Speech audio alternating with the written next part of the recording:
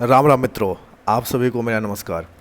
मित्रों, जैसा कि आप सभी लर्नर्स को पता है, मैंने बीपीएससी के क्वेश्चन प्रीवियस ईयर क्वेश्चन यानी पी वाई क्यू का एक सीरीज स्टार्ट किया था, जिसमें अभी तक हम लोगों ने 66 और 65 सीसीए के पूरे क्वेश्चंस का डिटेल एनालिसिस किया था। और आज के इस सेशन में हम लोग 64th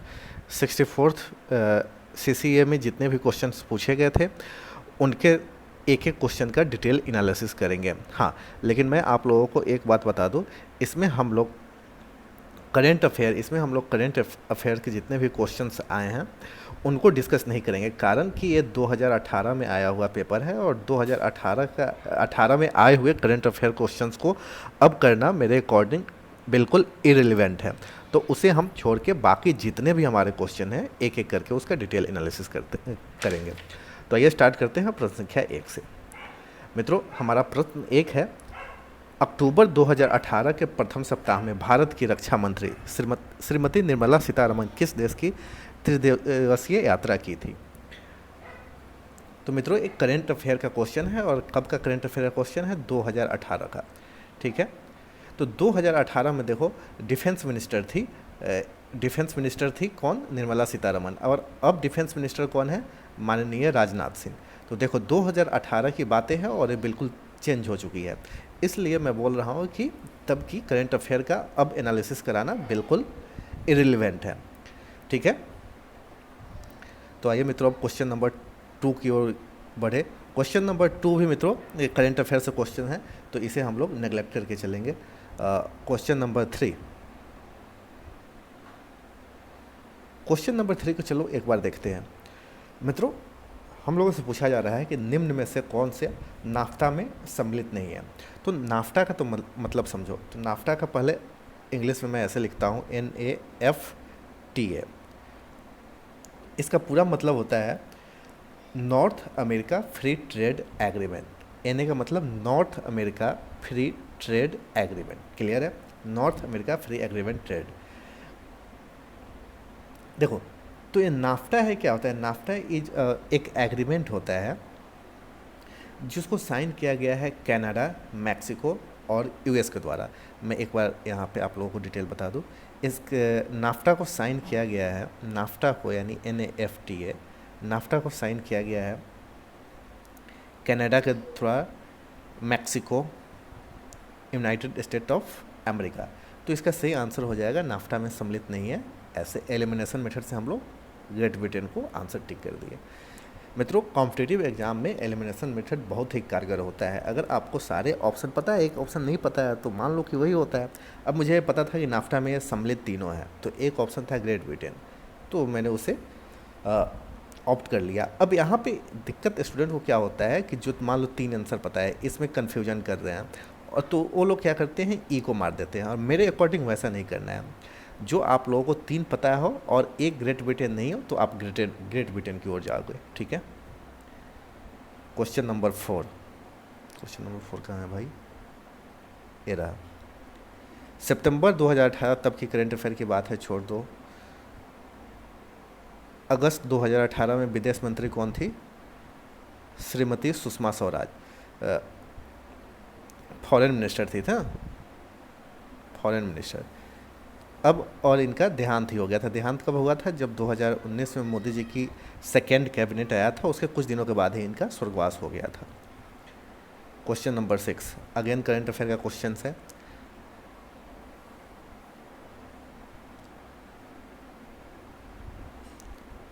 क्वेश्चन नंबर कहाँ तक हो गया? 6। क्वेश्चन नंबर 7 करंट अफेयर का क्वेश्चन।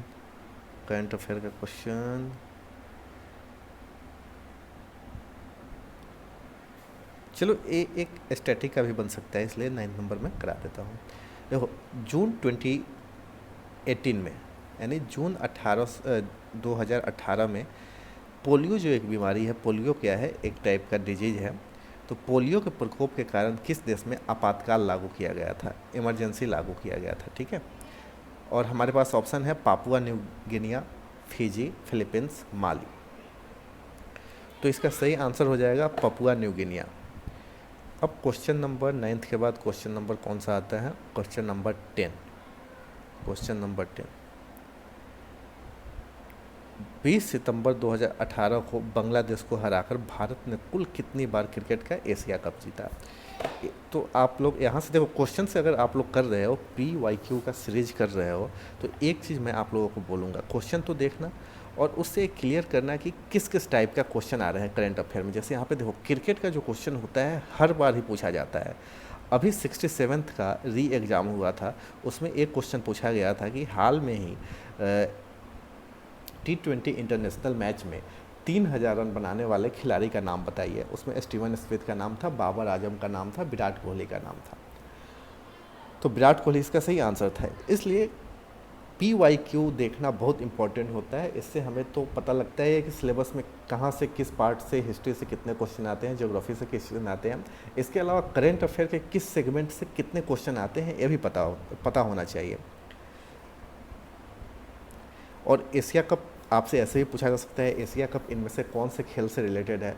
उसमें ऑप्शन रहेगा फुटबॉल, क्रिकेट, तो आप लोग क्रिकेट को ऑप्ट करोगे, ठीक है। Question number 11 current affair, question number भी करंट अफेयर,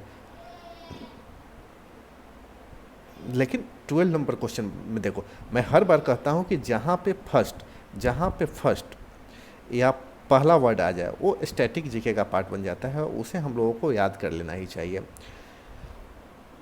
तो यहाँ पे एक भारतीय विमान कंपनी है जो कि बायोफ्यूल का प्रयोग कर रही है, और बायोफ्यूल का प्रयोग करने वाली वो प्रथम भारतीय विमान कंपनी बन गई है। तो उस विमान कंपनी का नाम है स्पाइस जेट, ठीक है। ऑप्शन डी को आप लोग आंसर करोगे। क्वेश्चन नंबर अब 12 के बाद कितना होता है? 13। जून 2018 में करंट अफेयर का क्वेश्चन है।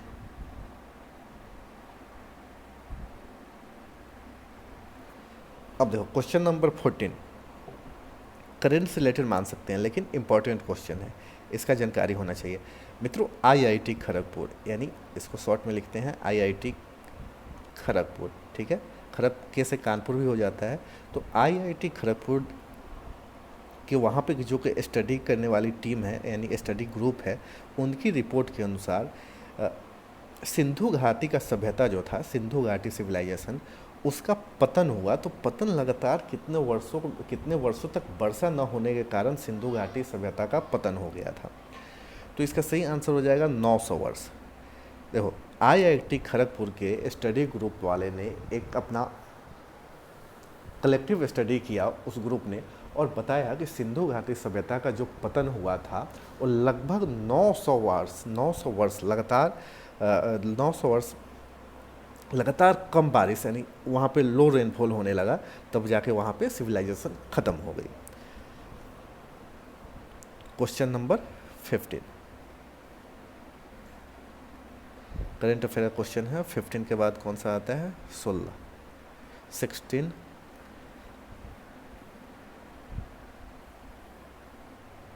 अच्छा, क्वेश्चन नंबर 16 देखो मित्रों, करंट अफेयर में वैसे क्वेश्चंस जो काफ़ी इंपॉर्टेंट है वो तो मैं करा ही रहा हूँ। अब देखो, जनवरी 2018, आज से लगभग 2.25 साल पहले की बात है, जनवरी 2018 में भारत के किस राज्य ने लोगों को वृक्षों के साथ मानवीय रिश्ता का मतलब भाई बहन बनाने की मजदूरी प्रदान की? तो इसका आंसर हो जाएगा सिक्किम। सिक्किम कहाँ पे है? नॉर्थ ईस्टर्न स्टेट है, ठीक है। और नॉर्थ ईस्टर्न स्टेट में कितने स्टेट आते हैं? 8। क्वेश्चन नंबर 17 करंट अफेयर का क्वेश्चन है 18।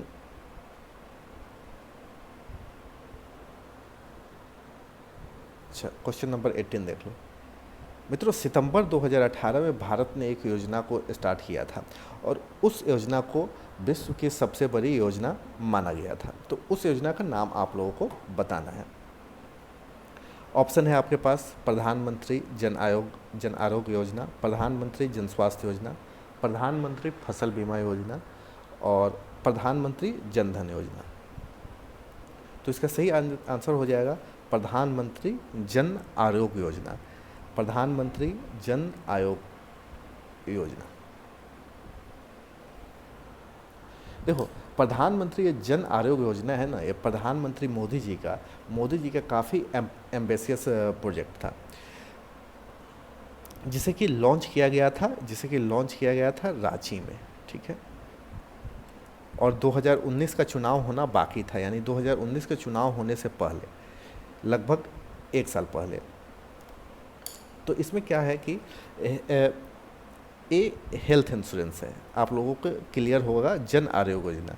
तो ये एक तरह से हेल्थ इंश्योरेंस है। इसमें क्या किया जाता है, इसमें 5 लाख का इसमें हेल्थ इंश्योरेंस दिया जाता है, 5 लाख का, ठीक है।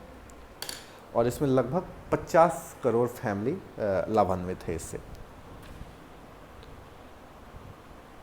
क्वेश्चन नंबर 19 करेंट अफेयर का क्वेश्चन नंबर 20 है तो करेंट अफेयर का सेक्शन, लेकिन करेंट अफेयर के जो स्टैटिक पार्ट है यानी मिलिट्री एक्सरसाइज, तो ये मिलिट्री एक्सरसाइज से रिलेटेड है। मिलिट्री एक्सरसाइज यानी बोल दो मिलिट्री अभ्यास। देखो, जीमेक्स 2018 रिलेट टू, तो जो जीमेक्स 2018 रिलेट्स तो आपसे पूछा जा रहा है, तो ये 2018 की बात नहीं है। ये जो जीमेक्स है, ये जापान और इंडिया की समुद्री अभ्यास है, यानी मैरीटाइम एक्सरसाइज है, ठीक है। मैरीटाइम एक्सरसाइज है यानी समुद्री अभ्यास है। Question number 21, in which city state was air pollution control system वायु इंस्टॉल्ड इन सितंबर 2018। चलो, करेंट अफेयर का क्वेश्चन है, कोई ज़रूरी नहीं है अभी करना इसको। क्वेश्चन नंबर 22, मुझे लग रहा है कि 30 तक करेंट अफेयर का क्वेश्चन मिलेगा।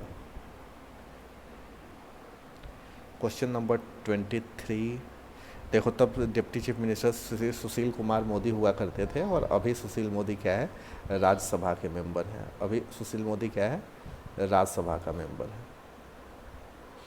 और तब बिहार में भाजपा की सरकार थी, अब बिहार में भाजपा की सरकार भी नहीं है। Question number 24, on 22 March 2018 who unveiled the book Neel ke Dhabbe on the occasion of 106th Bihar day in Patna. मित्रों, ऐसे क्वेश्चन करने से क्या फ़ायदा होता है, एक तो आपको क्वेश्चन में ही बहुत सारी चीज़ों का आंसर होता है। जैसे कि आपको बिहार का स्थापना दिवस कब सेलिब्रेट किया जाता है, तो यहाँ से आप लोगों को मालूम हुआ 22 मार्च 1918, ठीक है।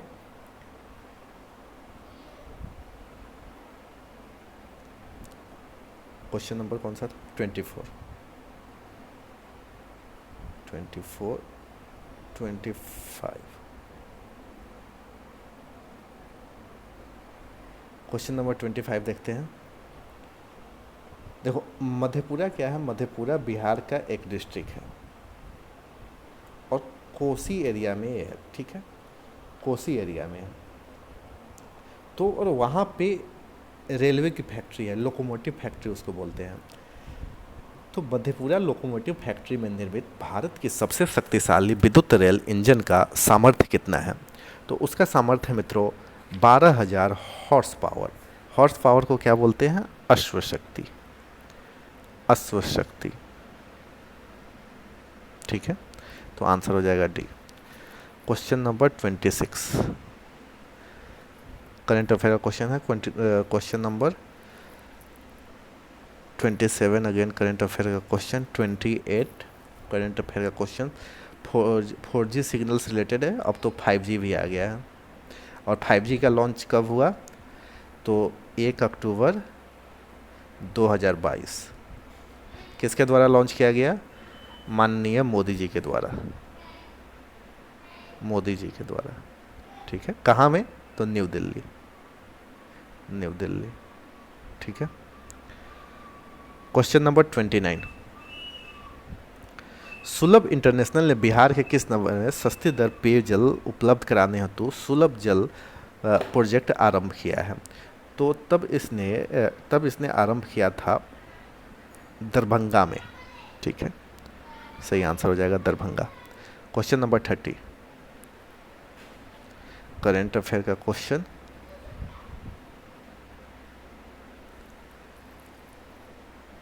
अब यहाँ से आपका करंट अफेयर ख़त्म होता है और यहाँ से मित्रों ध्यान देना, हिंदी वाला अभी तक मैं करा रहा था तो हिंदी वाला ही कराऊंगा। भारत में पशुपालन एवं कृषि के प्राचीनतम साक्ष्य प्राप्त हुए हैं, तो ये कहाँ से प्राप्त हुआ था? तो मित्रों, ये खोज चलते रहता है और उस समय भारत के पशुपालन एवं कृषि के प्राचीनतम साक्ष्य प्राप्त हुए थे कौन से साइट से? मेहरगढ़ से। और मेहरगढ़ हमारा ऑप्शन डी है। क्वेश्चन नंबर 32, भगवान बुद्ध के महापरिनिर्वाण के बाद पहली बौद्ध संगति कहाँ हुई? मतलब भगवान बुद्ध के महापरिनिर्वाण के बाद पहली बार बौद्धिस्ट काउंसिल कहाँ पे हुई? तो इसका सही आंसर हो जाएगा राजगृह। ठीक है। क्वेश्चन नंबर 33, इनमें से किसने सर्वप्रथम व्यापक पैमाने पे स्वर्ण मुद्रा का प्रचलन किया था? मित्रों, कालांतर में यानी एंशियंट टाइम में बहुत से राजाओं ने स्वर्ण की मुद्रा चलाई थी।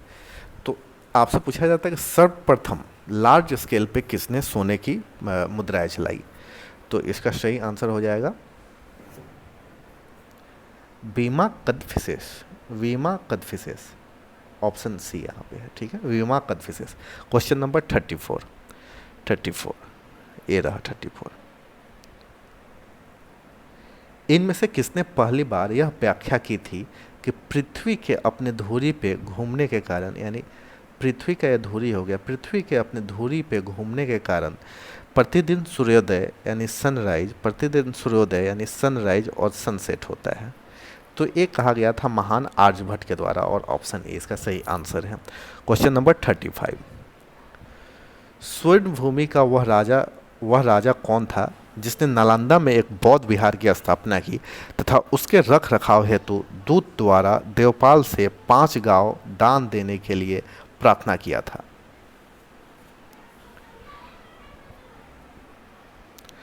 तो इसका सही आंसर कौन सा है? धरेंद्र ये नहीं है, ये भी नहीं है, हाँ ये है बालपुत्र देव। बालपुत्र देव क्या था? स्वर्ण भूमि का राजा था जिसने नालंदा में एक बौद्ध विहार की स्थापना तथा उसके रख रखाव हेतु अपने दूत द्वारा देवपाल से 5 गांव दान में देने की प्रार्थना की थी। ठीक है। क्वेश्चन नंबर 36,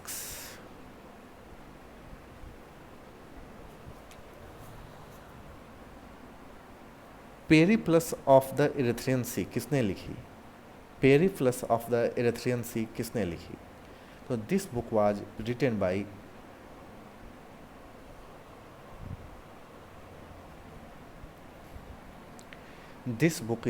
बाय कौन सा वो है? ट्रेसियन तो नहीं है, फ्लैनी नहीं है। मतलब इसमें जो भी ऑप्शन है इसका असली ऑप्शन क्या हो जाएगा अगर आपसे पूछा जाए तो सोर्स इसका क्या है? अननोन है, यानी इसके अथर कौन है किसकी को भी मालूम नहीं है। तो एक तरह से इसको क्या बोला जाए? एक तरह से इसको श्रुति बोल सकते हैं। ठीक है, यानी सुन सुन के हुआ है। क्वेश्चन नंबर 37,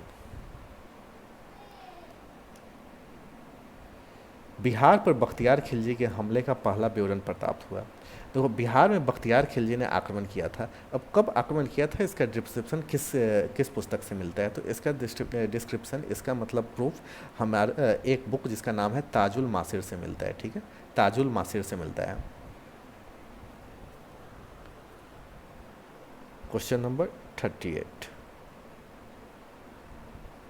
किस सुल्तान ने जमीन की फसल का नपाई का आधा राजस्व के रूप में दावा किया? मतलब which sultan demanded half the crops on land after measurement as revenue? ठीक है, तो इसका सही आंसर हो जाएगा ये कौन सा था जिसपे एक मूवी भी आई थी, अलाउद्दीन खिलजी। क्वेश्चन नंबर 39, शेख बहाउद्दीन जकारिया किस संप्रदाय के थे? शेख बहाउद्दीन जकारिया किस संप्रदाय के थे? तो ये थे सुहरवर्दी संप्रदाय के थे। सुहरवर्दी संप्रदाय के थे। ठीक है, क्लियर है? बाकी ऑप्शन देखने का जरूरत ही नहीं है।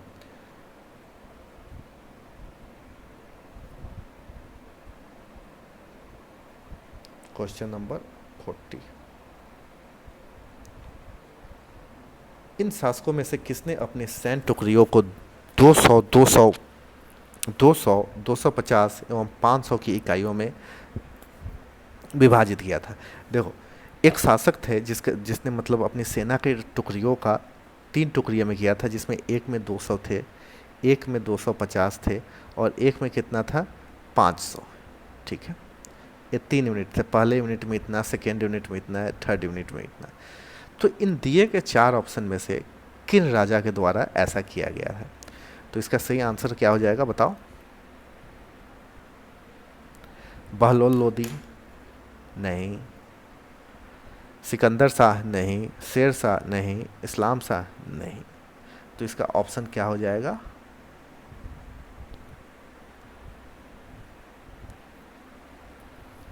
उपरोक्त में से कोई नहीं, यानी option E. Option E. Question number 41।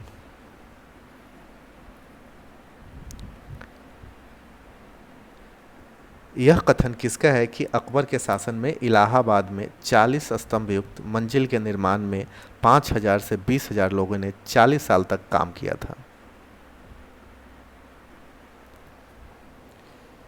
देखो,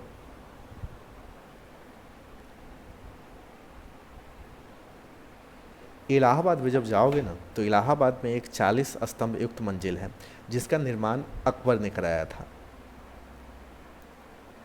और इसमें कहा गया था कि इसमें 5,000 से 20,000 लोगों ने 40 साल तक काम किया था। तो यह कथन किसका है? This statement belongs to which one? ठीक है, तो इसका सही आंसर हो जाएगा William Finch. William Finch, option C, William Finch. Question number 42। Kashmir का अकबर के नाम से प्रसिद्ध सुल्तान था, कश्मीर के अकबर के नाम से प्रसिद्ध सुल्तान कौन था? तो सुल्तान जैनुल आबदीन, सुल्तान जैनुल आबदीन। कौन सा क्वेश्चन किया जाए? 43। फैज़ी आंदोलन की शुरुआत किसके द्वारा की गई थी? तो मित्रों, फैज़ी आंदोलन की शुरुआत हाजी शरीयतुल्लाह के द्वारा किया गया था। हाजी शरीयतुल्लाह के द्वारा फैज़ी आंदोलन की शुरुआत की गई थी। Question number 44। पुस्तक poverty and British rule in India किस तक लिखी? The book named poverty and un British rule in India is written by whom? तो this book is written by Dadabhai Naoroji. Book का नाम क्या था? पुस्तक poverty and un British rule in India. Question number 45।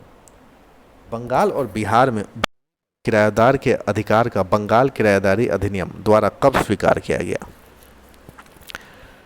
मित्रों, इसका सही आंसर हो जाएगा 1885, ऑप्शन सी, ऑप्शन सी। ठीक है, और मित्रों 1885 के ही टाइम में इंडियन नेशनल कांग्रेस की स्थापना किया गया था। ठीक है, और इसके चेयरमैन कौन बने थे पहले? A.O. ह्यूम। ऐसे कोरिलेट करके पढ़ा करो, काफ़ी बेनिफिट होगा। Question number 46। When did Bihar become a separate province in India? Bihar एक सेपरेट प्रोविंस कब बना इंडिया में? 1897 बिल्कुल नहीं, 1905 नहीं, 1907 नहीं, 1912 नहीं। ठीक है, स्वतंत्र प्रदेश नहीं बना था, नहीं, उपरोक्त में से कोई नहीं। कितने नंबर तक क्वेश्चन हो गया था? 46 तक। कहाँ पे आ गए हम लोग? दूसरा कोई क्वेश्चन पे आ गए। 1 मिनट रुकना।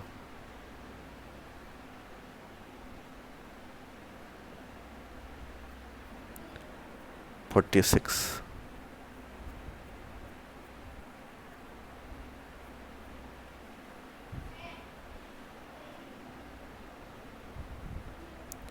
Forty simple. चंपारण में गांधी जी को आमंत्रण किसने दिया था? मल्टीपल टाइप क्वेश्चन पूछा गया है। चंपारण में गांधी जी को आमंत्रण किसने किया था? Who invited Gandhi ji to Champaran? इसका सही आंसर हो जाएगा राजकुमार शुक्ला। तो बताने की भी जरूरत नहीं है। Question number 48। 1929 के कांग्रेस अधिवेशन में पूर्ण स्वराज का पताका किसने उठाया था? देखो, 1929 में कांग्रेस अधिवेशन में पूर्ण स्वराज का डिमांड उठाया था, तो उसका पताका जो था किसने उठाया था? तो उसका पताका उठाया गया था पंडित JLN के द्वारा, पंडित जवाहरलाल नेहरू के द्वारा। ठीक है, question number 49। Bihar socialist party कब गठित हुई थी? Bihar socialist party was formed on which date? Year ही बता दो, डेट बताने की ज़रूरत नहीं है। तो इसका सही आंसर हो जाएगा 1931।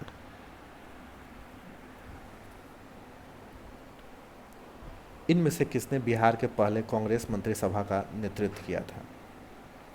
तो बाबू श्री कृष्ण सिन्हा ने इनका नेतृत्व किया था।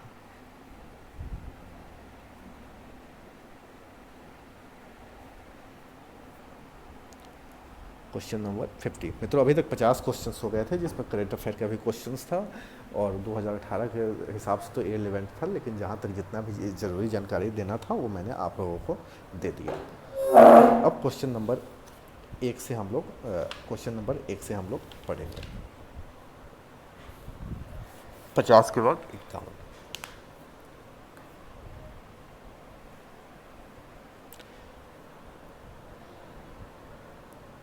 क्वेश्चन नंबर 51 में आपसे पूछा जा रहा है कि लैंड लॉक कंट्री क्या है, यानी लैंड लॉक यानी कि हर जगह से बंद। तो आप लोगों को इसमें देखना है, ज्योग्राफी का पार्ट है और इसलिए आपको मैप की नॉलेज होना चाहिए। और मैं आप लोग कहूँगा कि अपने घर के सामने एक मैप, घर के सामने नहीं, अपने घर में एक दीवार पे मैप लगा लो बिस्तर के सामने, ठीक है? और बड़ा सा मैप लगाना, वर्ल्ड मैप का। देखो, तो बेल्जियम क्या है?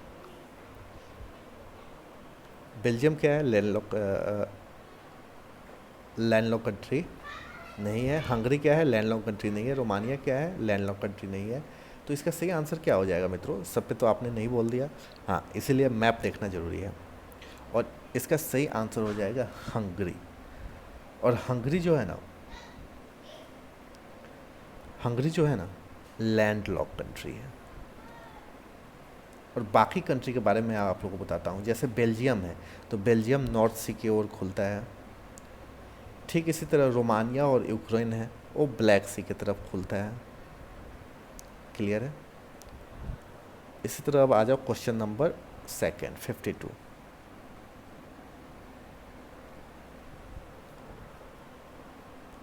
पचास ऐसे बांट के करो, 3 पार्ट में हो जाएगा, ठीक है? Question number 52। Which one among the following is the largest island in area?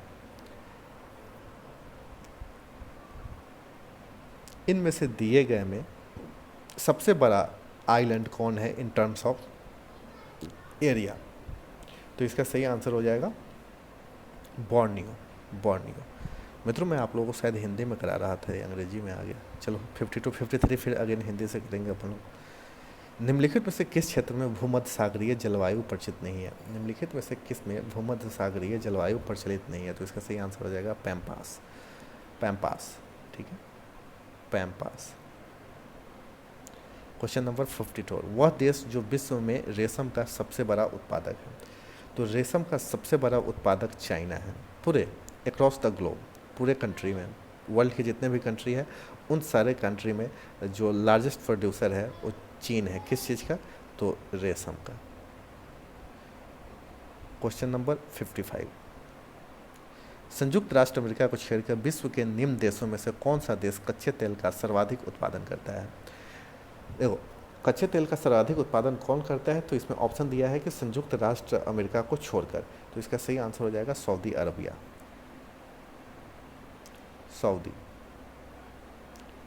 Saudi, ठीक है?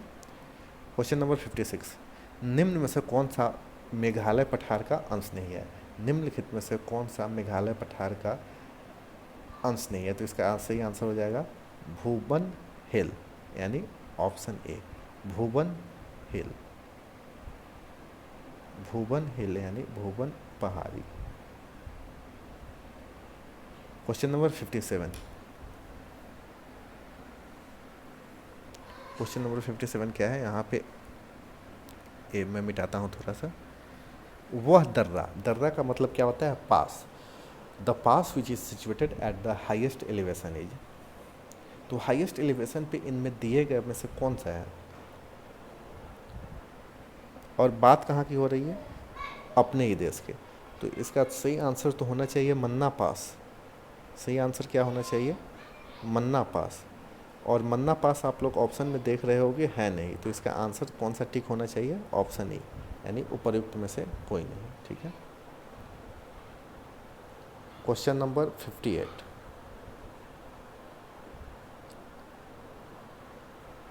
करेवास मृत्तिका जो कि जाफरान केसर का एक स्थानीय प्रकार के उत्पादन के लिए उपयोगी है, कहाँ पाई जाती है? देखो, ए अब की बार भी पूछा गया था कि जो करेवास है, करेवास इनमें से किनके लिए उपयोगी है। ऑप्शन था बनाना, मैंगो, लीची, और चौथा ऑप्शन था एक सैफरॉन। तो इसका सही आंसर सैफरॉन होगा। इसलिए मैं बोलता हूँ मित्रों, आप PYQ तो करके जाओ, यानी प्रीवियस ईयर क्वेश्चंस करके जाओ, आपके 60% मार्क्स तो PYQ से ही आ जाते हैं। तो यहाँ पे क्या है, करेवास मृत्तिका जो कि जाफरान केसर का एक स्थानीय प्रकार है के उत्पादन के लिए उपयोगी है, कहाँ पाया जाता है। तो इसका सही आंसर हो जाएगा कश्मीर के पास में, कश्मीर हिमालय में। ठीक है। Question number 59।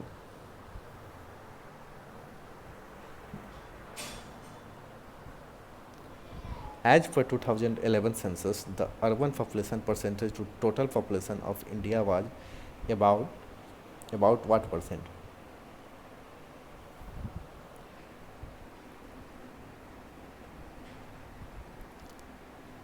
देखो, तो सबसे पहले तो आप लोग देखो,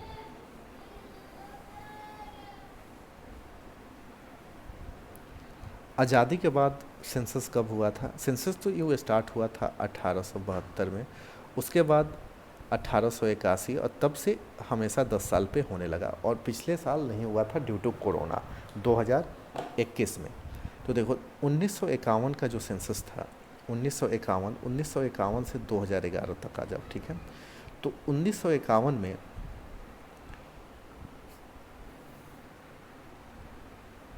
17% था लगभग। ठीक है। और अब कितना हो गया है, 31.2%। तो इस तरह से देखा जाए तो इनमें इनमें लगभग 31% का चेंज आया है। ठीक है। तो ऑप्शन बी हो जाएगा, यही आंसर हो जाएगा ना, 31%।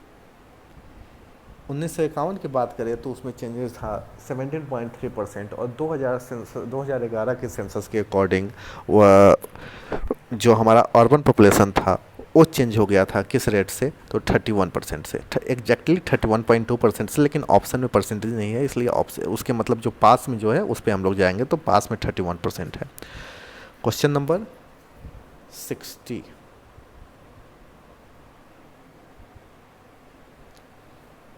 In Government of India, Niti Aayog, which is an economic policy making think tank, what is the full form of नीति। आपसे पूछा जा रहा है कि नीति आयोग का फुल फॉर्म क्या है। न जाने कितने बार पूछ चुका है, national institution for transforming India, यानी option B. Question number 61। After independence in which year were the Indian state reorganized on the linguistic basis।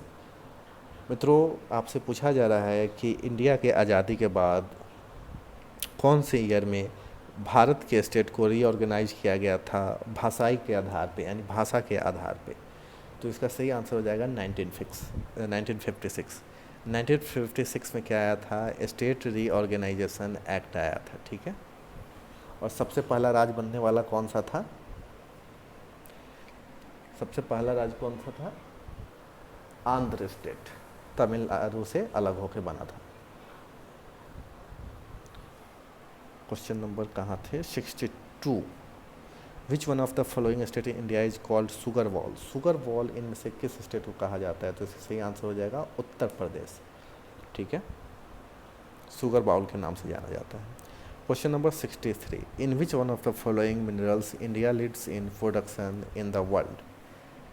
India leads in the production in the world. तो इसका सही answer हो जाएगा Mika.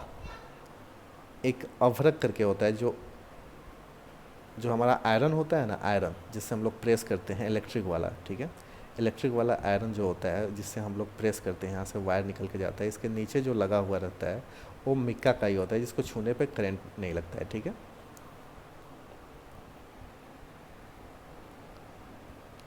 Question number 64। Bihar as an Indian state was formed in the year 1920, और कौन सा दिन था, 22 मार्च 1912। उफ, ये तो मैं अंग्रेजी में करवा दिया आप लोगों को, चलो कोई बात नहीं। 65 नंबर क्वेश्चन मैं फिर से हिंदी में कराऊंगा। बिहार के निम्न हिस्सों में कौन सा हिस्सा भूतात्विक दृष्टि से अपेक्षाकृत पुराना है?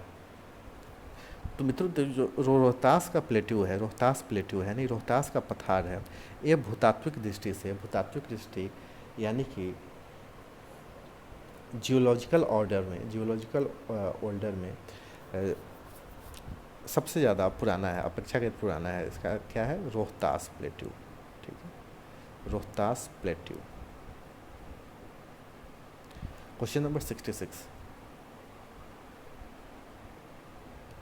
जुलाई 2018 तक पटना जिला बिहार के कितने जिलों से सीमाबद्ध था? तो इसका सही आंसर हो जाएगा 9।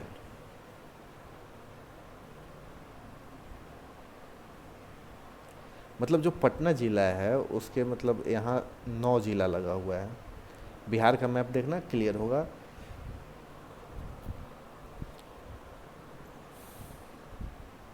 Question number 67। बिहार का अधिकांश क्षेत्र आच्छादित है। Most of the area in Bihar is covered by, तो देखो, most of the area in Bihar is covered by कछारी मिट्टी। कछारी मिट्टी को क्या बोलते हैं? Alluvial soil. ठीक है। Question number 78। भारत के राज्यों में से निम्नतम साक्षरता दर की दृष्टि से बिहार का स्थान क्या है?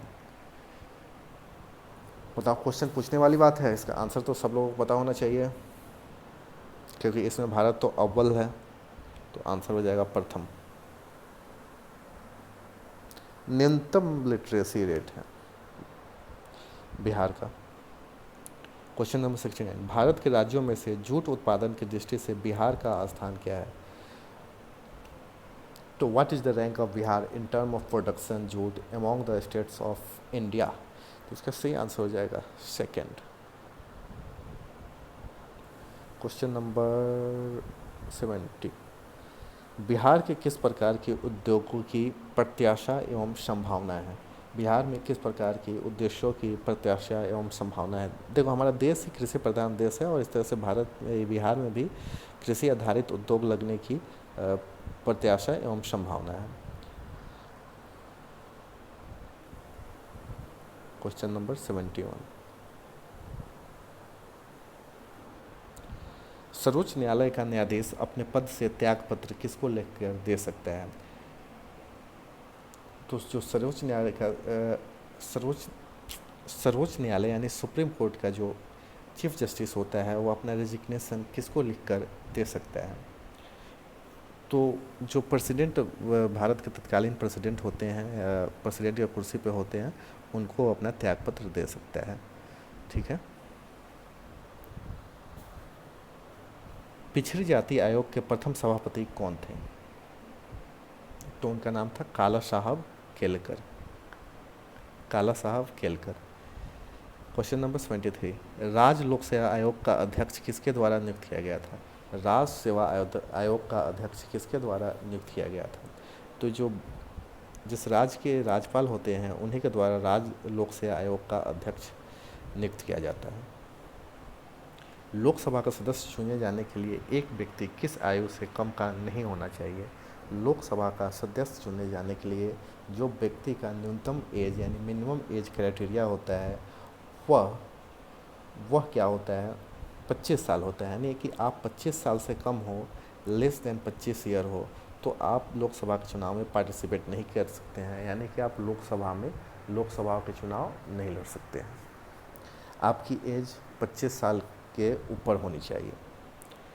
Question number 75।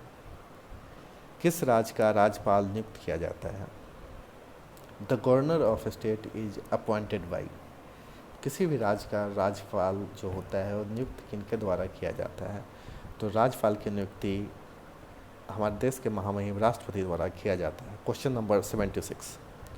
भारतीय संविधान के किस अनुच्छेद के अंतर्गत लोकसभा में अनुसूचित जातियों के आरक्षण का प्रावधान किया गया है? तो मित्रों, आर्टिकल एक है जिसे हम लोग अनुच्छेद 333 के नाम से 330 के नाम से जानते थे, वही उसी आर्टिकल 330 में अनुसूचित जातियों के आरक्षण का प्रावधान किया गया है। अनुसूचित जातियों का मतलब होता है शेड्यूल्ड कास्ट। ठीक है, SC। और जनजाति आ जाए तो एसटी। क्वेश्चन नंबर 77, प्रेसिडेंट के बाद ऑप्शन 4 ऑप्शन दिया गया है, इनमें से आप लोग को चुनना है। प्रेसिडेंट सांसद का हिस्सा नहीं होता है, बिल्कुल होता है, इसलिए गलत है। संसद का हिस्सा होता है, हाँ ये सही है। संसद का हिस्सा होता है और सांसद में बैठता है, ज़रूरी नहीं है नहीं बैठता है। संसद में वोट दे सकता है, नहीं ऐसी कोई बात तो नहीं है। तो इसका ऑप्शन बी सही आंसर होगा। क्वेश्चन नंबर ऑफ 78,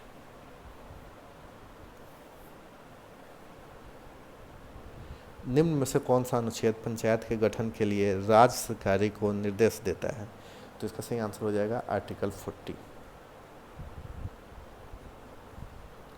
आर्टिकल 40 हमारे संविधान का क्या बोलता है कि स्टेट जो है वो स्टेप ले सकता है विलेज पंचायत को ऑर्गेनाइज करने का, और उसे कितना पावर देना है, कितना अथॉरिटी देना है, ये सब डिसाइड करता है आर्टिकल 40, कॉन्स्टिट्यूशन का आर्टिकल 40। क्वेश्चन नंबर 79, किस वर्ष झारखंड राज्य अस्तित्व में आया? तो अटल जी की सरकार के टाइम में ही झारखंड राज्य अस्तित्व में आया, और वर्ष है 2000। तब ये बिहार का ही पार्ट होता था, और 15 नवंबर 2000 को झारखंड एक अलग इंडिपेंडेंट स्टेट बन गया, बिहार से अलग होकर। ठीक है। क्वेश्चन नंबर 80, निम्न में से किस वर्ष सरकारिया आयोग, जिसे केंद्र राज्य संबंधों में परिवर्तन की संस्तुति का अधिकार दिया था, ने अपना प्रतिवेदन जमा किया? तो इसका सही आंसर हो जाएगा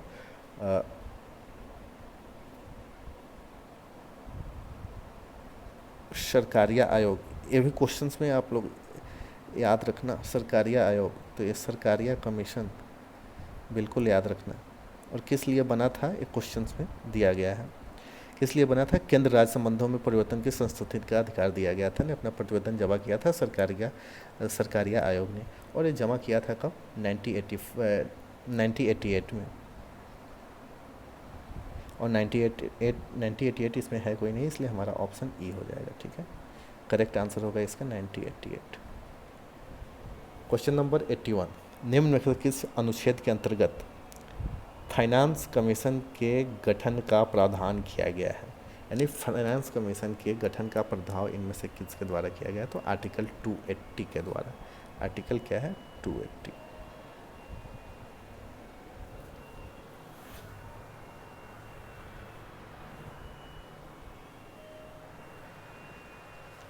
क्वेश्चन नंबर 82, भारत का महान्यायवादी, भारत का महान्यायवादी यानी क्या होता है? Attorney general of India. क्या? Attorney general of India. Attorney general of India. तो भारत का महान्यायवादी किसके द्वारा नियुक्त किया जाता है? तो जो इंडिया का अटॉर्नी जनरल होता है, यह भी प्रेसिडेंट के द्वारा नियुक्त किया जाता है। तो अपॉइंटेड बाई प्रेसिडेंट। देखो 12 5 ईयर्स कमीशन यानी 12 5 ईयर प्लान के अकॉर्डिंग कृषि एवं सहायक क्षेत्र के लिए निम्न में से किस एक का औसत वार्षिक विकास दर का लक्ष्य रखा गया था? तो इसका सही आंसर हो जाएगा 4%।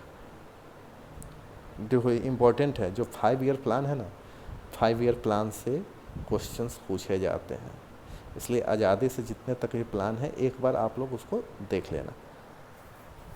प्रथम पंचवर्षीय योजना, द्वितीय पंचवर्षीय योजना, तृतीय पंचवर्षीय योजना, ऐसे करके आप लोग देख सकते हो। क्वेश्चन नंबर 84, सरकार की नीति मेक इन इंडिया का उद्देश्य क्या है? नौकरशाही के ढीलापन को दूर करना नहीं, लाल फीताशाही को हटाना नहीं, विनिर्माण के लाभ नहीं, उत्पाद का नहीं। इसका सही आंसर हो जाएगा ऑप्शन ई। देखो जो मेक इन इंडिया है ना, एक स्वदेशी आंदोलन का पार्ट है, ठीक है, जो कि 25 सेक्टर को कवर करता है, 25 सेक्टर को कवर करता है, ठीक है। और ये कब लाया गया था? मोदी जी के आने के बाद ही।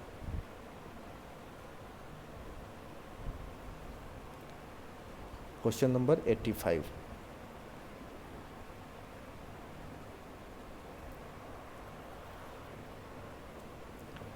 निम्न में से कौन सा एक औद्योगिक विकास के लिए प्रोत्साहकी नहीं है? प्रोत्साहकी का मतलब कि which one of the following is not an initiative for industrial development. इसका सही आंसर हो जाएगा ईज ऑफ डूइंग बिजनेस, यानी ऑप्शन बी। 86, पूरा ग्रामीण क्षेत्रों में नगरीय सुविधा प्रदान करना।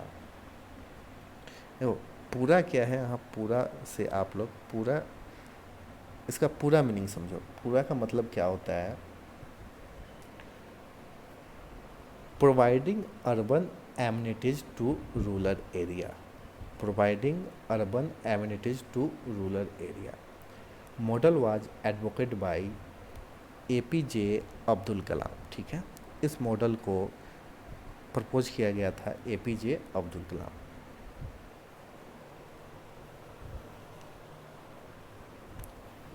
क्वेश्चन नंबर 87, जनगणना 2011 के अनुसार भारत में महिला साक्षरता दर कितना था? तो महिला का लिटरेसी रेट क्या था? 65.5%। इस बार पूछा गया था बिहार में महिला का साक्षरता दर क्या है, तो लगभग शायद 51.5%। ठीक है। क्वेश्चन नंबर 88, इनमें से किसने गरीबी निवारण के प्रभावपूर्ण अस्त्र के रूप में स्वयं सेवा समूह के विचार को दिया था? इसका सही आंसर हो जाएगा मोहम्मद यूनिस। आसान सा क्वेश्चन है, मोहम्मद यूनिस। क्वेश्चन नंबर 89,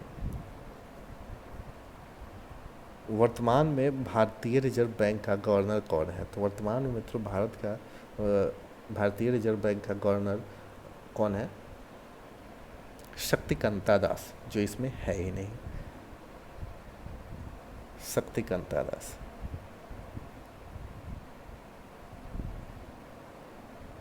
शक्तिकांता दास। ठीक है। क्वेश्चन नंबर 90, निम्न में से कौन सा एक कृषि में उत्पादकता बढ़ाने का एक तरीका है? तो इसका सही आंसर हो जाएगा एफिशिएंट इरिगेशन, यानी कुशल सिंचाई, गुणवत्ता युक्त बीज, कीटनाशक, मतलब ये सभी कर सकते हैं। तो इसलिए ऊपर एक से अधिक हो जाएगा, यानी ऑप्शन ई सही होगा। क्वेश्चन नंबर 91, निम्न में से कौन सा एक मनरेगा का उद्देश्य है? निम्न में से कौन सा एक मनरेगा का उद्देश्य है? देखो इनमें से जितने भी ऑप्शन दिया है, इसमें मनरेगा का एक उद्देश्य ग्रामीण आय को बढ़ाना, यह एक अहम उद्देश्य है। क्वेश्चन नंबर 92, निम्न में से कौन सा एक संघीय बजट 2017-18 के अभिष्ट उद्देश्यों में सम्मिलित नहीं था? तो इसका सही आंसर हो जाएगा भारत को शिक्षित करना। इस संघीय बजट में उद्देश्यों में सम्मिलित नहीं था। ऑप्शन देख के क्लियर करने वाला ये प्रश्न था।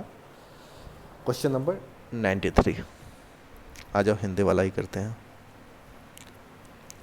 निम्न में से कौन सा एक 20वीं शताब्दी के 7वें दशक तक अंतिम दौर की हरित क्रांति की प्रकृति का सबसे उचित वर्णन करता है? तो इसका सही आंसर हो जाएगा बीज उर्वरक जल तकनीकी। बीज उर्वरक जल तकनीकी। ठीक है। क्वेश्चन नंबर 94, इनमें से कौन सा नीति आयोग का CEO है? मित्रों अपॉइंटमेंट आप लोग हर साल का पढ़ के जाना, इम्पोर्टेंट अपॉइंटमेंट, इससे प्रश्न होता ही होता है, इम्पोर्टेंट अपॉइंटमेंट। ठीक है।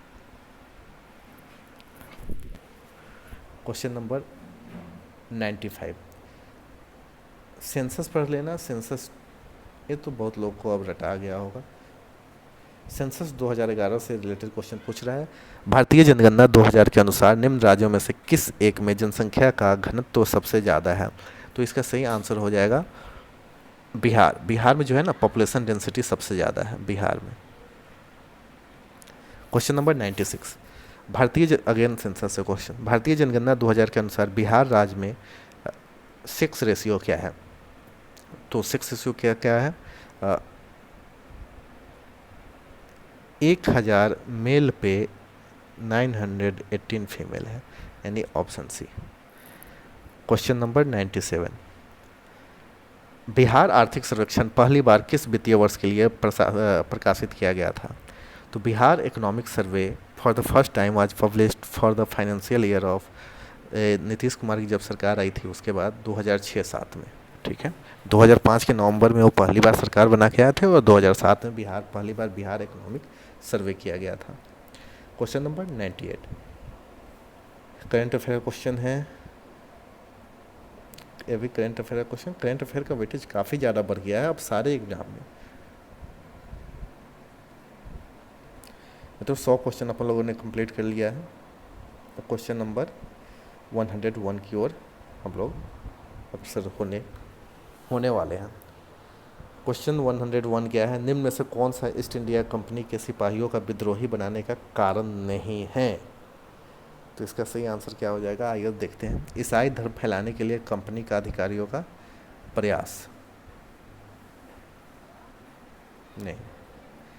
ये ऑप्शन जो डी है ना, अधिकारियों की अक्षमता, ये विद्रोही बनाने का कारण नहीं है, ठीक है। क्वेश्चन नंबर 102, मुगल बादशाह बहादुर शाह जफर जो थे उनके बारे में कहा जाता है कि उनके साम्राज्य की सीमा कहाँ तक थी?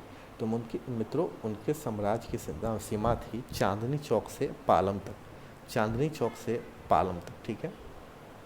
और ये भारत के आखिरी मुगल सम्राट थे भारत के, और इनकी मृत्यु दिल्ली से बाहर हुआ था, म्यांमार के जेल में, यानी रंगून में, शायद रंगून में, ठीक है। क्वेश्चन नंबर 102 करा दिया। 103, इनमें से किसने अंग्रेजी ईस्ट इंडिया कंपनी के कंट्रोल के खिलाफ बगावत नहीं की थी? तो मित्रों, ये भी बगावत किया था, इन्होंने भी किया था, इन्होंने किया था। जो हैदराबाद के जो निज़ाम थे, हैदराबाद के जो निज़ाम थे, उन्होंने अंग्रेजी ईस्ट इंडिया कंपनी के कंट्रोल के खिलाफ बगावत नहीं किया था, ठीक है। नील विद्रोह किसके बारे में था? तो नील विद्रोह क्या था? क्वेश्चन नंबर, इंपॉर्टेंट क्वेश्चन है। तो जो नील विद्रोह था यह उस टाइम बंगाल से रिलेटेड था।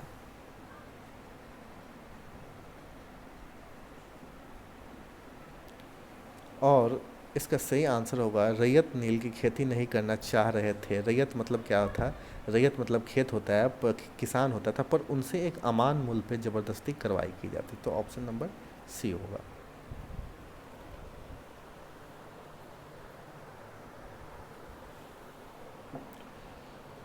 क्वेश्चन नंबर 105, 1875 के दक्कन के दंगों का तत्कालिक कारण क्या था? डेक्कन क्या है? वहाँ पे जो आंध्रा का रीजन है उसे हम डेक्कन बोलते हैं। तो डेक्कन राइट ऑफ 1857 का जो इमीडिएट कॉज था वो क्या था? देखो, डेक्कन का जो तत्कालिक कारण था दंगों का, वहाँ पे जो महाजन थे ना, जो ब्याज देते थे किसान को या ज़रूरतमंद लोगों को, उस पर वसूली काफ़ी ज़्यादा करते थे, यानी ब्याज दर काफ़ी ज़्यादा था। तो उसका जो इमीडिएट कॉज था, यानी तत्कालिक कॉज था, वो यही था कि महाजनी के द्वारा ऊंची ब्याज दर। क्वेश्चन नंबर 106, रजनी पामदत्त ने कहा वो साम्राज्यवाद से लड़ते भी थे और सहयोग भी करते थे। रजनी पामदत्त ने क्या कहा था? वे साम्राज्यवाद से लड़ते भी थे और सहयोग भी करते थे। इन्हें किस राजनीतिक गठबंधन के बारे में कहा था? तो इन्होंने किस राजनीतिक गठबंधन के बारे में कहा था? आपको भारत की कुछ पार्टियों का नाम दिया गया है, उन्हीं में से आंसर आप लोगों को देना है। तो इन्होंने भारतीय राष्ट्रीय कांग्रेस के संदर्भ में कहा था, ठीक है। क्वेश्चन नंबर 107, निम्न में से कौन सा एक राष्ट्रवादी समाचार पत्र नहीं था?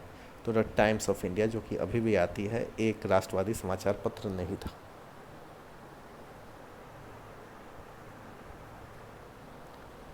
क्वेश्चन नंबर 108,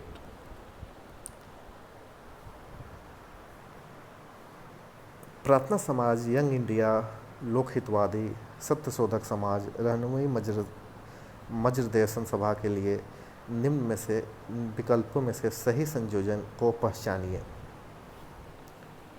तो इसका सही आंसर क्या है? गोपाल हरि देशमुख नहीं। आत्माराम, पांडुरंग, मोहनदास करमचंद गांधी, गोपाल हरि देशमुख, ज्योतिबा फुले, नरसिम्हा। हाँ, ये ऑप्शन सही है।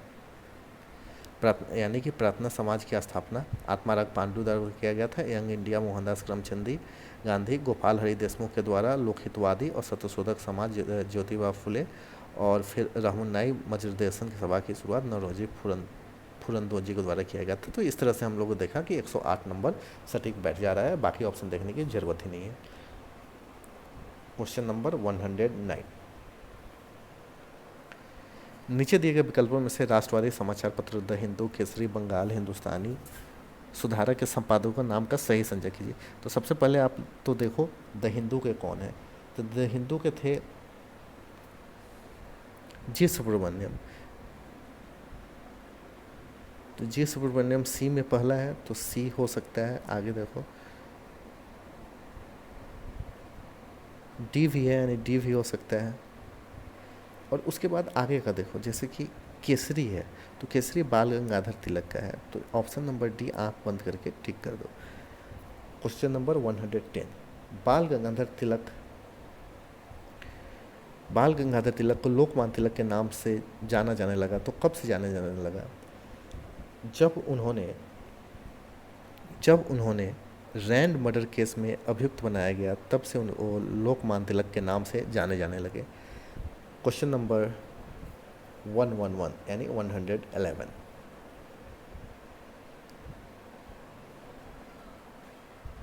देखो भगत सिंह ने सरकार के विरुद्ध में असेंबली में बम फेंका था, तो उस समय उनकी उम्र क्या थी मित्रों? उस समय उनकी उम्र महज 20 साल थी, महज 20 साल थी, 21 साल थी, यानी 21 साल से थोड़ी ज़्यादा उम्र थी उनकी।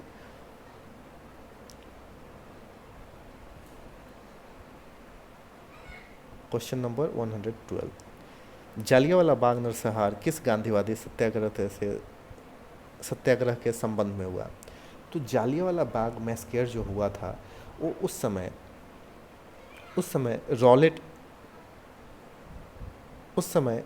रॉलेट एक्ट का बात होता था, ठीक है। Question number 103, where did Kunwar Singh join the rebellion of 87 against the Britisher? तो इसका सही आंसर हो जाएगा आरा। बाबू वीर कुंवर सिंह आरा के जगदीशपुर गांव से इनका ताल्लुक था, option A.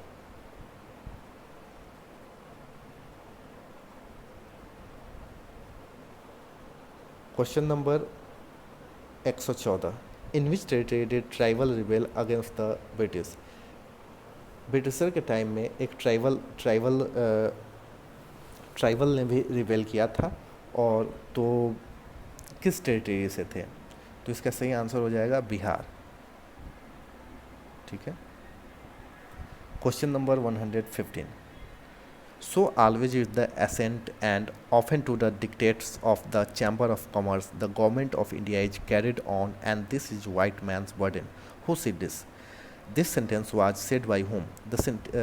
Listen carefully the sentence. So always with the assent and often to the dictates of the Chamber of Commerce, the government of India is carried on, and this is white man's burden. Who said this? So this was said by Sachidanand Sinha.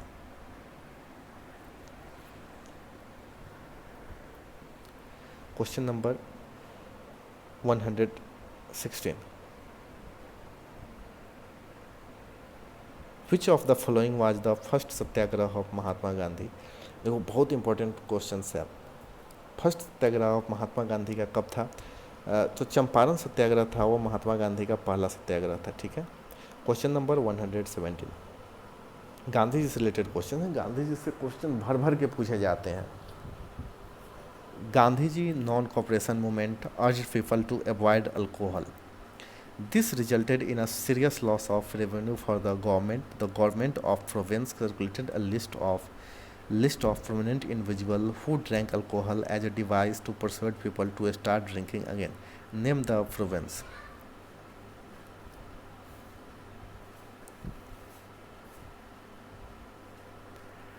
तो गांधी जी ने non cooperation movement start किया था, तो उसमें लोगों से आग्रह किया था लोगों से आग्रह किया था कि आप अल्कोहल को ना पिए, ठीक है, आप अल्कोहल को ना पिए। लेकिन इस पे क्या हुआ, इस पे सरकार का रेवेन्यू पे था वो भारी असर पड़ता था, यानी कि उनका बहुत ज़्यादा लॉस होता था। तो इस तरह से सरकार ने एक सर्कुलेशन लिस्ट किया कि जो प्रोमिनेंट इंडिविजुअल है जो कि दारू पीते हैं, to persuade people to start drinking again, कि आप फिर से दारू पीना शुरू करो, ताकि कि उनका जो रेवेन्यू है, रेवेन्यू फिर पटरी पे आ जाए, ठीक है। तो उस प्रोविंस का नाम क्या था, तो उस प्रोविंस का नाम था बिहार। और यहाँ पे नीतीश बाबू ने फिर से दारू को बंद कर दिया है, ठीक है। Question number 118। During salt satyagraha in Bihar, in addition to making salt, the people choose to opposing the government by opposing which tax? वो जब साल्ट सत्याग्रह हुआ था तो बिहार के लोगों ने लगभग पार्टिसिपेट नहीं किया था, तो वहाँ पे उन लोगों ने उनका सपोर्ट करने के लिए किस टैक्स का विरोध किया था। तो देखो वहाँ पे इन्होंने चौकीदारी टैक्स का विरोध किया था। किस टैक्स का? चौकीदारी टैक्स का विरोध किया था, ठीक है। Question number 119। The elected government of Bihar resign in February 1938 for which region? देखो बिहार की जो इलेक्टेड गवर्नमेंट थे वो उन्होंने 1938 में रिजाइन कर दिया, तो इसका रीजन क्या था? इसका रीजन क्या था? तो रीजन क्या था मित्रों?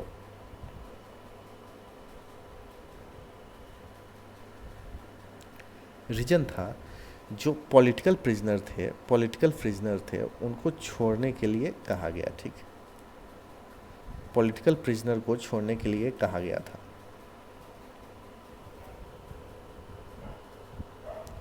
और इसी का कारण है कि बाबू जोगेंद्र शुक्ला और अदर जो पॉलिटिकल प्रिजनर थे उनको रिलीज किया गया। Question number 120। Who was connected with the Bihar किसान सभा? अब बिहार किसान सभा से इनमें से दिए गए ऑप्शन में से कौन कनेक्टेड है? स्वामी सहजानंद। ऑप्शन देखने की ज़रूरत है ही नहीं, रिपीटेड क्वेश्चन है, मल्टीपल टाइप रिपीट किया गया है। Question number 121।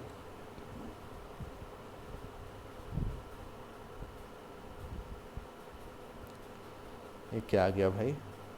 अच्छा मैथ्स।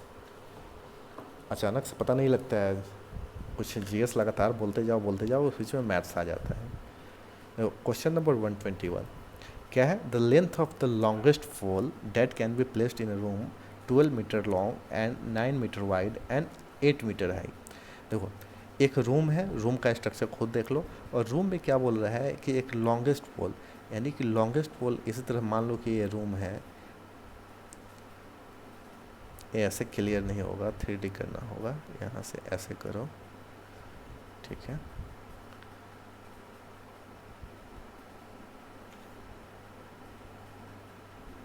इस तरह से, ठीक है। तो ये जो रूम हो गया,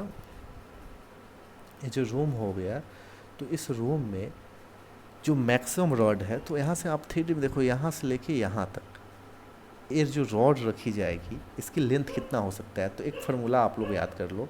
लेंथ ऑफ द लॉन्गेस्ट पोल जो होता है ना, जो रूम का डायगोनल हुआ वही होता है। तो इसका फार्मूला सीधे आप स्क्वायर रूट जो लेंथ के स्क्वायर 12 स्क्वायर प्लस मतलब एल स्क्वायर प्लस विड्थ है 9 स्क्वायर प्लस हाई है 8 मीटर स्क्वायर, यानी 144 प्लस 81 प्लस 64। आप लोग ऐड करो इधर 144, 81 और 64।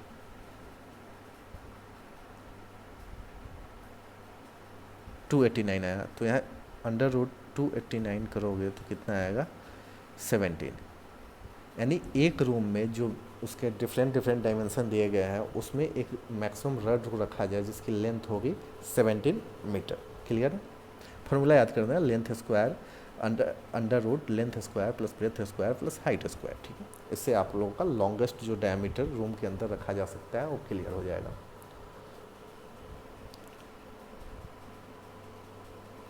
Question number 122। एक ट्रेन का लेंथ है कितना? एक ट्रेन का लेंथ है 150। मान लो एक ट्रेन है जिसकी लेंथ है 150, मूविंग टुवर्ड नॉर्थ डायरेक्शन। चलो डायरेक्शन से करते हैं। एक ट्रेन है नॉर्थ डायरेक्शन में मूव कर रही है, ठीक है, नॉर्थ डायरेक्शन में मूव कर रही है at a speed of 144 kilometre per hour, can cross a 250 metre long bridge in.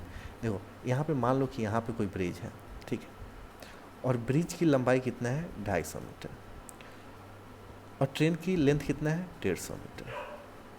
देखो अब ये ब्रिज को क्रॉस करेगी, तो ब्रिज को क्रॉस करने का मतलब है कि ये 250 मीटर यहाँ से 250 मीटर तो क्रॉस करेगा, साथ साथ ही अपनी 150 मीटर इसको भी क्रॉस करेगा, अपनी लेंथ को भी क्रॉस करेगा। तो टोटल लेंथ क्या हो जाएगा? टोटल लेंथ क्या हो जाएगा? 250 प्लस 150, इन दोनों को ऐड कर दो, 400। अब यहाँ पे एक बात देखो, स्पीड जो है, स्पीड किलोमीटर पर आवर में है, तो इसको मीटर पर आवर में चेंज करो, तो 144 किलोमीटर पर आवर। मीटर पर सेकेंड में करना है तो क्या करोगे? 5/18 करोगे, ठीक है। तो 18 8 जा, ये आ जाएगा 40 मीटर पर सेकेंड। अब देखो, अब आपसे सिर्फ टाइम पूछा जा रहा है। क्या पूछा जा रहा है? A train of length 150 metre moving to north direction at speed of can cross 250 metre. हाँ, टाइम पूछा जा रहा है। तो देखो फॉर्मूला क्या होता है? एस टी डी कर, तो टी इक्वल टू क्या हो जाएगा? D/S। डी कितना है? 400, और एस क्या है? 40, यानी टाइम कितना हो जाएगा? 10 सेकेंड। तो इसका आंसर हो जाएगा 10 second, A, option C. Question number 103। How many prime number are there between 1 and 15? अरे ऐसे ही कैलकुलेट कर लो। प्राइम नंबर जो यानी कि सेल्फ और 1 से डिविजिबल हो, तो एक क्या प्राइम नंबर है? नहीं, एक प्राइम नंबर नहीं है। सबसे लिस्ट प्राइम नंबर 2, 3, 5, 7, 9, 9 नहीं होगा क्योंकि 9 3 से डिविजिबल है। 11, 11 हो सकता है, 11 भी हो सकता है। 11, 13, 17, 19,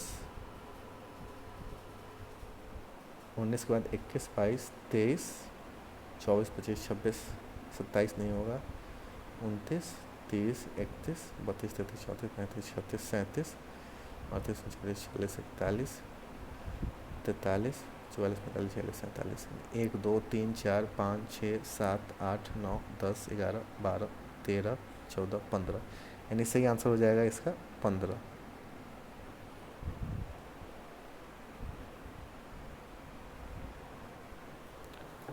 क्वेश्चन नंबर 124।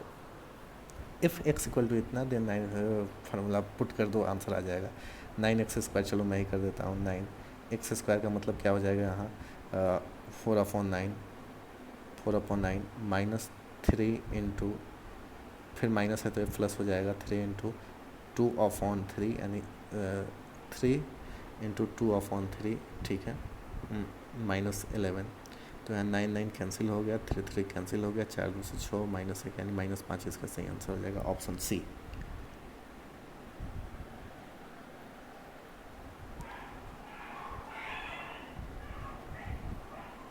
Question number 125।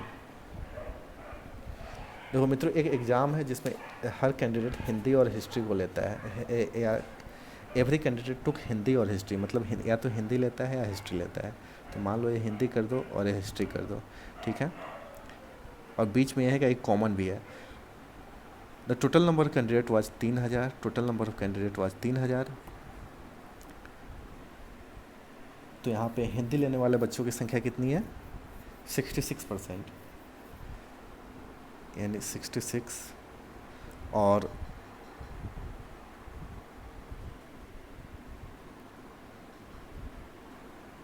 %59 ये। तो अगर परसेंटेज में अगर इन दोनों को ऐड कर दो, 66 और 59, तो 125 होता है। तो बचा हुआ जो 25 है कॉमन आ जाता है, 25। तो आप क्या करो, इनमें से 25 इनमें से भी घटा दो, 25 इनमें से भी घटा दो। तो यहाँ पे 25 अगर घटाते हो तो यहाँ पे 41 आता है, और यहाँ पे 25 घटाते हो तो यहाँ पे कितना आता है? 34। तो अब आओ, अब क्या है? So how many candidate took both Hindi and history? देखो यहाँ पे 25 है, इन्होंने हिंदी और हिस्ट्री लिया, तो 25 अपॉन परसेंटेज में है, और कितने हैं टोटल 3000। तो 3000 में से 2 जीरो जाएगा, और 25 × 3 कितना हो जाएगा 75, और एक जीरो है, एक जीरो है, तो 750। Option B.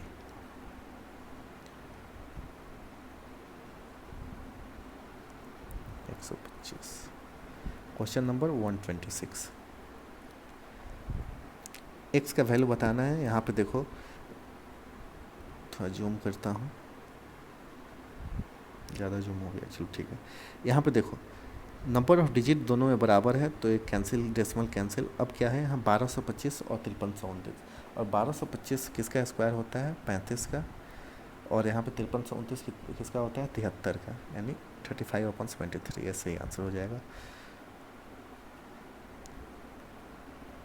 Question number 127।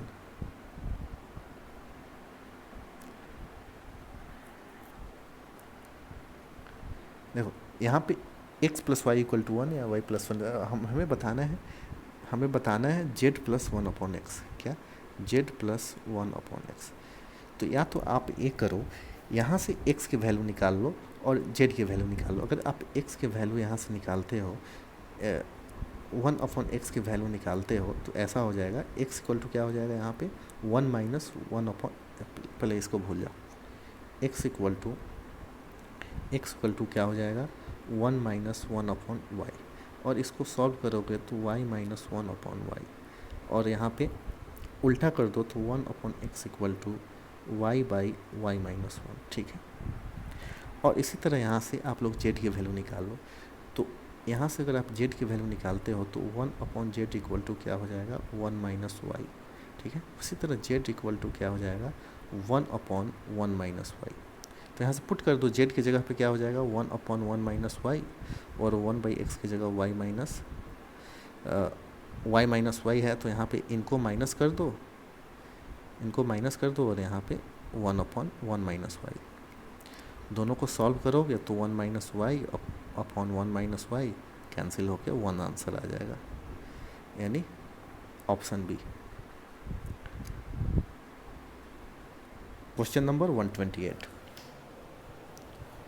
The average age of 4 sister is 7 years। Average क्या होता है, सम टोटल का, यहाँ पे नंबर ऑफ टोटल पर्सन या कुछ भी हो, नंबर ऑफ टोटल। तो यहाँ पे देख लो, the average age of 4 sister is 7 year। ठीक है। तो इनका सम क्या हो जाएगा, एवरेज एज का जो सम होगा, एवरेज एज का सम होगा 4 जन के लिए, वो क्या हो जाएगा 28। ठीक है, 28 4 के लिए सम क्या हो जाएगा 28। और उसी तरह if we add the age of mother, then the average age increase by 6। तो इसका मतलब क्या हुआ, तो पहले से तो एवरेज एज कितना था 7, और यहाँ पे एक ऐड कर दिया जाए तो एवरेज एज क्या हो जाएगा 13। तो यहाँ पे अब 5 आदमी का सम करके देखो तो क्या हो जाएगा 65। अब देखो, अब यहाँ पे 5 जनों का है और यहाँ पे 4 जनों का है। इसमें बढ़ा क्या है, मदर का बढ़ा है। तो मदर का कितना से बढ़ा है 65 में 28 को घटा दो, तो 65 में 15 में से 8 गया 7, और यहाँ 5 में से 2 गया 3, तो माता जी की उम्र आ गई 37 साल, यानी ऑप्शन सी। Question number 129। 3 का पावर कुछ है, 27 का पावर भी कुछ है, तो 3 का तो एज इट इज रहने दो, और यहाँ पे 3 का पावर क्यों करो, और यहाँ पे भी 2x + 1 करो। अब यहाँ 3 हटा दो तो x + 8 = 6x + 3। ठीक है। तो यहाँ पे 5x = 5 आ जाएगा, तो x = यहाँ पे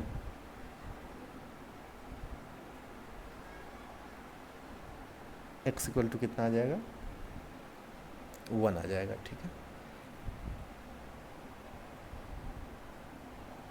तो ऑप्शन यहाँ पे बी में 1 है, तो ऑप्शन एक आंसर सही हो जाएगा। चलो एक आंसर इसका सही हो जाएगा 129 का। क्वेश्चन नंबर 130 समेशन से रिलेटेड है, थोड़ा कैलकुलेटिव है। चलो करने की कोशिश करते हैं। 2n+1 यानी 2 गुना 1 प्लस 1/2 प्लस 2 गुना 2 प्लस 1/2, ऐसे कहाँ तक, 10 तक, प्लस प्लस 2 गुना 10 प्लस 1/2। तो देखो यहाँ 1/2 को 10 बार किया गया है, तो गुना 10 कर दो, प्लस 2 को कॉमन ले लो और यहाँ 1 से 10 तक ऐड कर दो, 10 तक,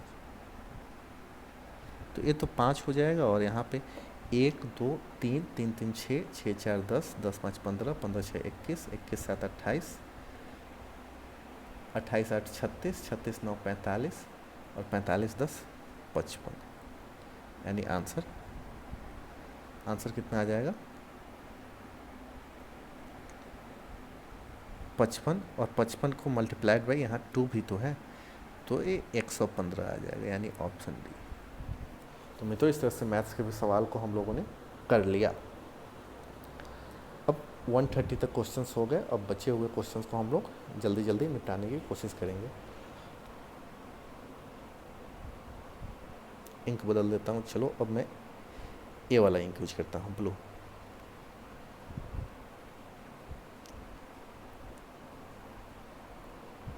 क्वेश्चन नंबर, निम्न में से किसका पीएच मान 7 है। तो पीएच क्या होता है, जो न्यूट्रल होता है उसका पीएच होता है। तो इसमें न्यूट्रल क्या है, न्यूट्रल कुछ ही नहीं है, तो इसका आंसर क्या हो जाएगा, ऊपर में से कोई नहीं।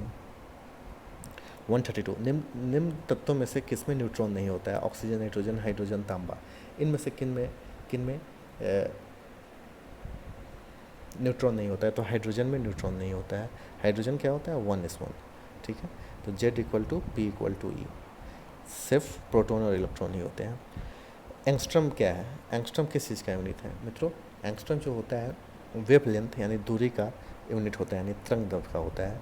अब आवर्ती को नापा जाता है, आवर्ती यानी फ्रिक्वेंसी को नापा जाता है हर्ट्ज में। आवर्ती को फ्रिक्वेंसी को नापा जाता है हर्ट्ज में। डीएनए की खोज किसने की, डीएनए की खोज किसने की। तो डीएनए की खोज किया गया था फ्रेडरिक माइजर के द्वारा। डीएनए की खोज किया गया था फ्रेडरिक माइजर के द्वारा, तो यानी ऑप्शन ए हो जाएगा। मैं यहाँ पे लिख देता हूँ, DNA was searched by Frederick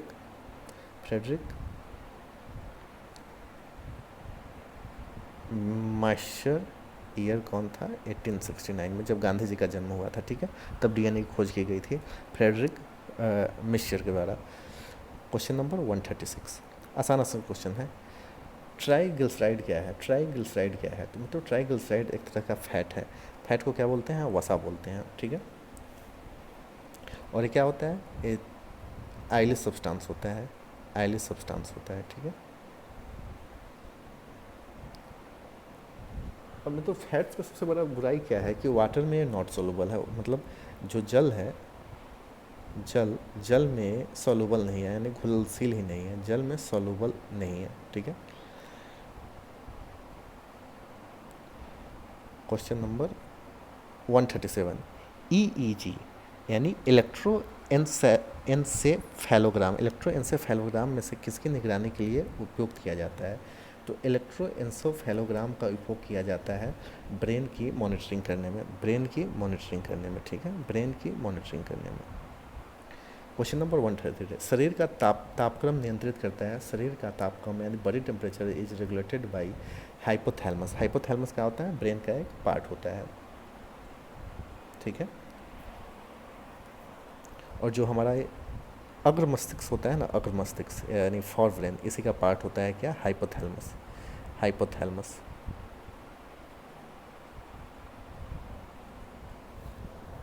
hypothalamus who regulated our body temperature. Question number 89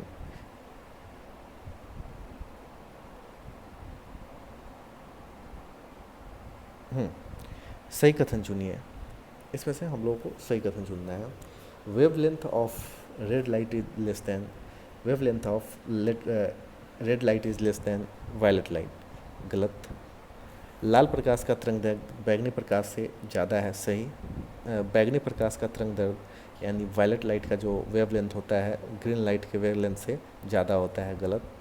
ये भी गलत, यानी कि हमारा ऑप्शन कौन सा सही हो जाएगा, ऑप्शन ई। अरे यार विबजियोर याद रखो ना, विबजियोर, और यहाँ से सब चीज़ क्लियर हो जाएगा आपको। क्वेश्चन 140, 40 डिग्री सेल्सियस का मान फ़ारेनहाइट स्केल में क्या होगा। इसके लिए आप क्या करो, एक फार्मूला याद रख लो, C/5 F माइनस 32/9। तो 40 डिग्री का यहाँ तो सीधे 20 हो गया, 20 और 20 से फिर 180 लगा लो, 180 एफ सेट यानी 200, 40 5 8, यहाँ पे देखो ये फार्मूला याद रखना, C/5 = F माइनस 32/9। तो यहाँ पे कितना था, 40 डिग्री, यानी 40/5 8, 8 × 9 यानी यहाँ पे 72 हो जाएगा, और 72 में 32 को ऐड कर दो, इतना फ़ारेनहाइट पे होगा, तो फ़ारेनहाइट का कितना हो जाएगा, 104 डिग्री फ़ारेनहाइट, ठीक है।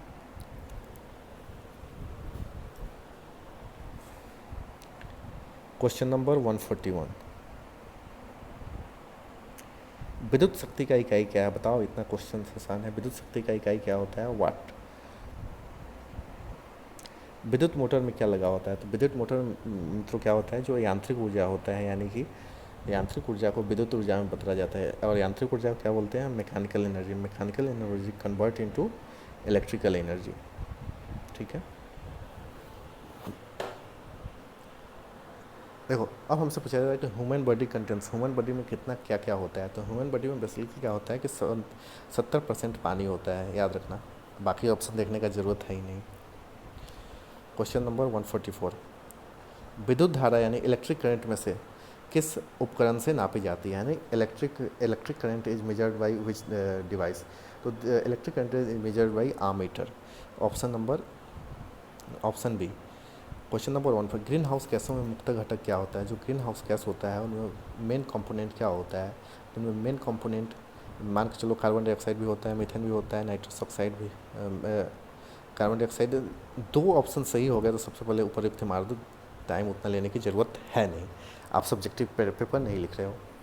145 क्वेश्चन नंबर 146 समाप्ति की ओर है हम लोग। आइंस्टीन को नोबेल प्राइज़ किस क्षेत्र में के लिए मिला है। Einstein got Nobel prize for the अपेक्षिता नहीं, बोस आइंस्टीन नहीं। ए प्रकाश विद्युत प्रभाव, जिसे हम लोग क्या बोलते हैं, photo electric effect, photo electric effect, इसके लिए अल्बर्ट आइंस्टीन को नोबेल प्राइज़ से सम्मानित किया गया था। क्वेश्चन नंबर 147, कोशिका का शक्ति स्रोत क्या है। कोशिका का शक्ति स्रोत क्या है, the power house of cell is mitochondria. अब क्या इसका ऑप्शन कौन सा है, mitochondria, option B. The power house of cell is mitochondria, ठीक है, ए लो माइटोकॉन्ड्रिया, कॉन्ड्रिया, इसे क्या हो जाता है, power house of cell. Question number 148, AIDS निम्नलिखित में से किन कारणों से होता है। AIDS is cause by, AIDS क्या विषाणु के कारण होता है, विषाणु को क्या बोलते हैं, वायरस बोलते हैं। Acquired immune deficiency syndrome. Question number 149, आर्द्रता यानी ह्यूमिडिटी किस उपकरण से नापी जाती है।